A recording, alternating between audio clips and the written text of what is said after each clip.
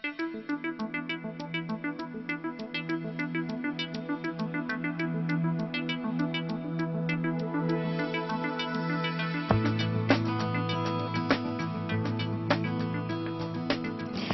po, sa ngayong araw na to, gaganapin yung pagtatapos ng ating Bakawan 101 Radyo-Aralan tungkol sa pamamahala ng yamang dagat.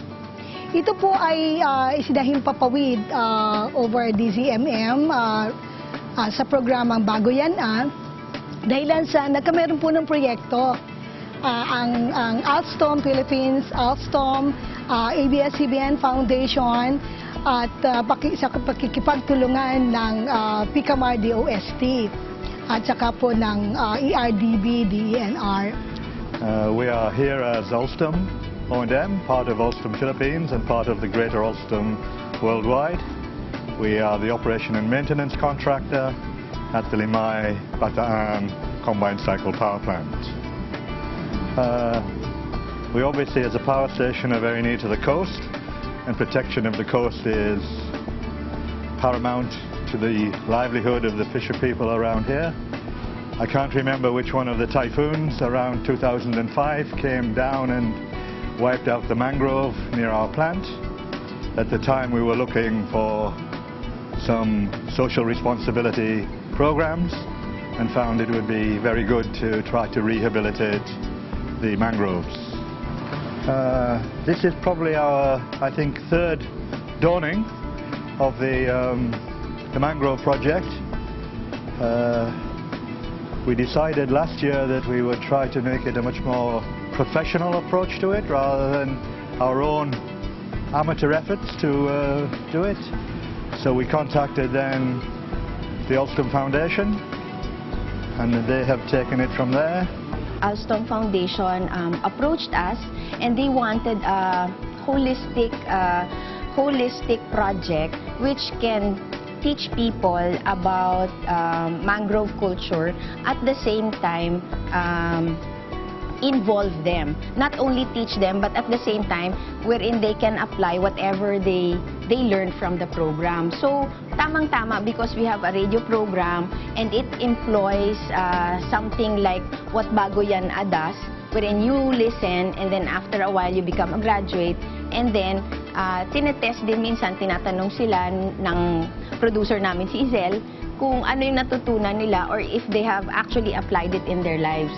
So it's more of a holistic program that Alstom wanted, and yun, voila, the foundation just had a program that fit their needs.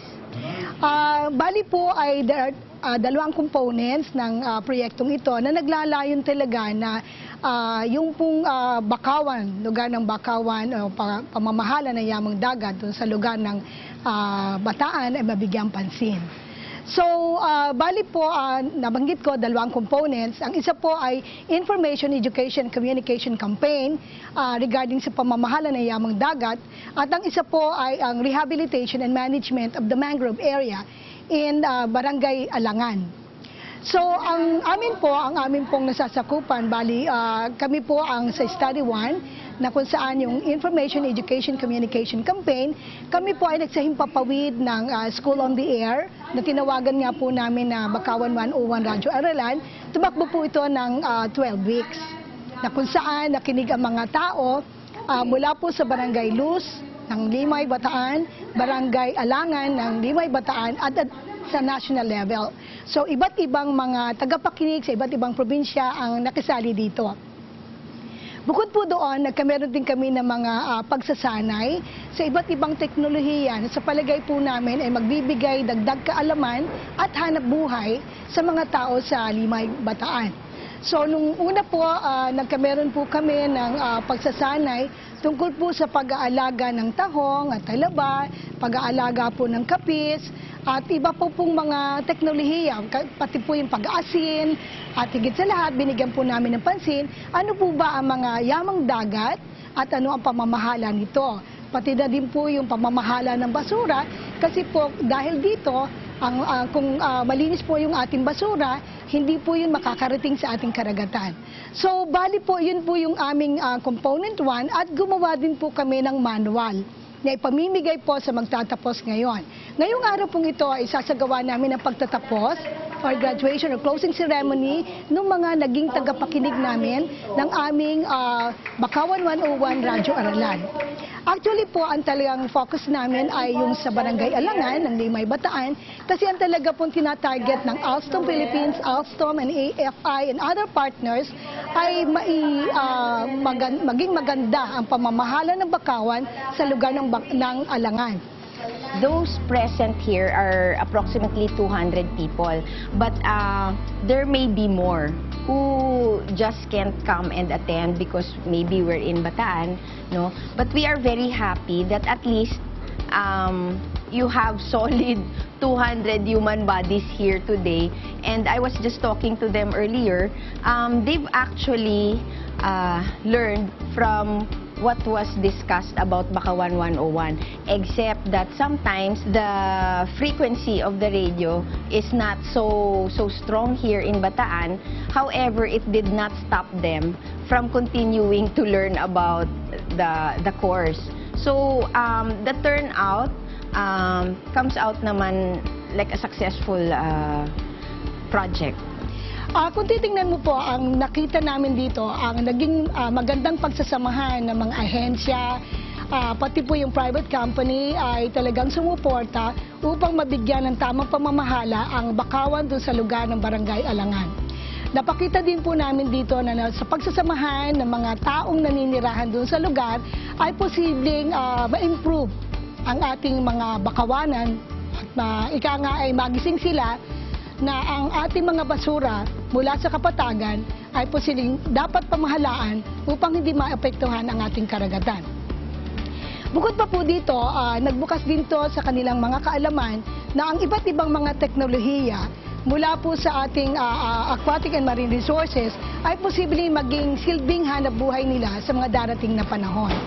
So ito po yung mga nakita natin mula sa proyektong ito kasi nalaman din po na itong mga dapat na species ng bakawan na nararapat itanim doon sa ating lugar sa Barangay Alangan, doon po sa lugar. Whenever you see the community being involved, you obviously feel there is a sense of pride in that one, that they're taking ownership of their own, and we know the future belongs to our children. I have been in the Philippines some 17 years now, and I have witnessed some of the deforestation around the Bataan area.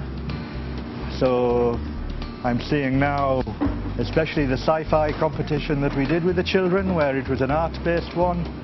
They were very much looking at trees, the fishes, anti-dynamite fishing, which unfortunately is prevalent in the bay in that one. So the awareness, I think, is now much, much more than it was some years ago for the whole of the community in that one, especially in Limay. Bukod po doon sa ibang mga nakaraan naming Fisher School on the Air, ang tinatalakay po doon ay mga specific technology sa pag-aalaga po ng mga isda na nagsisilbing bigay dagdag kaalaman at hanap buhay sa ating mga tagapakinig.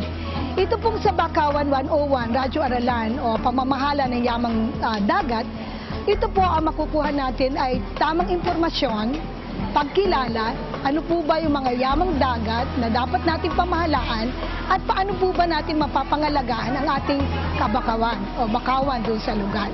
Kanina po kasi nagkameron na po ng pamamahala ng pagtatanim ng bakawan doon sa lugar pero hindi po naging successful. So somehow dito po sa ating proyekto, nagising po natin ang pamayanan na kinakailangan po magtulong-tulong. Hindi lang po ang mga taong pamahalaan, kundi po pati po ang mga pribadong kumpanya, media at suporta po ng mga government agencies ay pwede po magtagumpay para maiparating ang tamang pamamahala dito sa ating mga yamang dagat. I'm very happy that events like this happen wherein there is synergy not only among non-government and government institutions but also among media institutions, especially with something like this wherein we talk about environment. we have to be conscious and really be aware that the Philippines is a very rich country in terms of natural resources.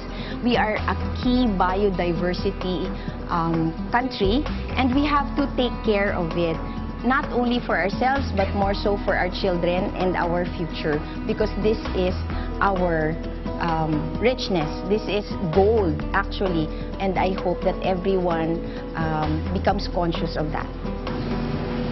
As I said before on it, the future belongs to our children, and it's up to our current generation to protect that one.